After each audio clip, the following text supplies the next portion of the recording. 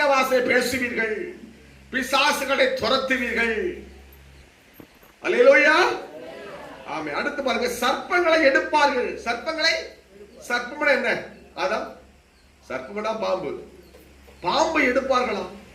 சர்ப்பம்னு ஏன் இந்த வார்த்தை சொல்லப்படுது? ஐயோ, அது விஷம் இருக்கிறதுனால நம்ம பயப்படுறோம். அப்ப என்னது? உங்களுக்குள் விசுவாசம் இருக்கும்போது உடனே பாம்பு எடுக்கணுமா, நீங்க பாம்பு போய் பிடிக்க போயிடாதீங்க. அல்லேலூயா.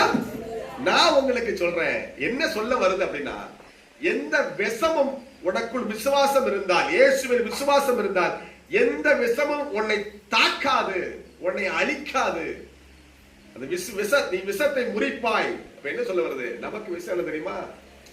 ஏமா சோகமா இருக்க? அந்த அக்கா இப்படி வார்த்தை சொன்னாங்க, நீ எங்க உயிரோடு இருக்கவனு. அந்த அக்கா எப்படிலாம் பேச தெரியுமா?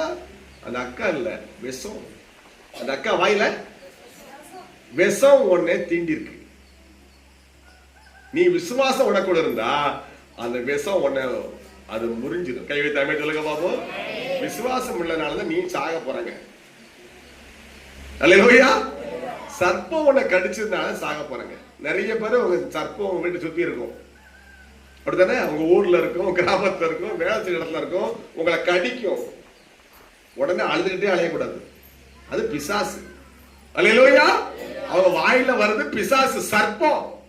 என் தம்பி இப்படி சொல்லிட்டானே, எங்க அம்மா இப்படி சொல்லிட்டாலே, எங்க அண்ணன் இப்படி சொல்லிட்டாலே, அது சர்ப்பம். அதுக்காக நீ சாகக்கூடாது.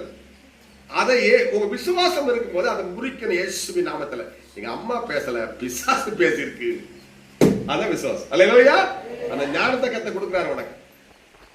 அல்லேலூயா. கடவுள் என் மனைவி பேசல, பிசாசு பேசிருக்கு. இயேசு பிசாசு எங்க வந்த விஷம் உணவுக்குள்ள வரும்.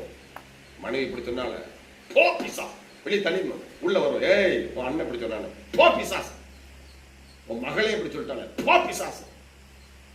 விஷம் உள்ள வந்துட்டா உன்னை சாகடிச்சிடும். அப்படியே சாப்பிடாமே கிடப்ப, அழுதுகிட்டே கிடப்ப, எங்கேயாவது போயிடலாமன்னு நினைப்பேன், செத்துடலாமன்னு நினைப்பேன். விஷம் கொஞ்சமா கொள்ளுதா? விஷம் கொஞ்சம் கொஞ்சமா உன்னை கொள்ளுதா?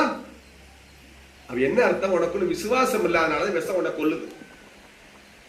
எத்தனை புரிந்த மாட்டாங்க சொல்லுங்க பாப்போம். அல்லேலூயா. இப்ப அந்த விஷத்தை முறிக்கக்கூடிய விசுவாசம் உங்களுக்கு வேணும். நீ இயேசுவின் பிள்ளை. பவுல் சொல்றார் ரோமர் 8ஆம் அதிகாரத்துல, இயேசுவின் பட்சத்தில் இருந்தால் எனக்கு விரோதமாய் இருப்பவன் யாருங்க? உன் பட்சத்துல யார் இருக்கா?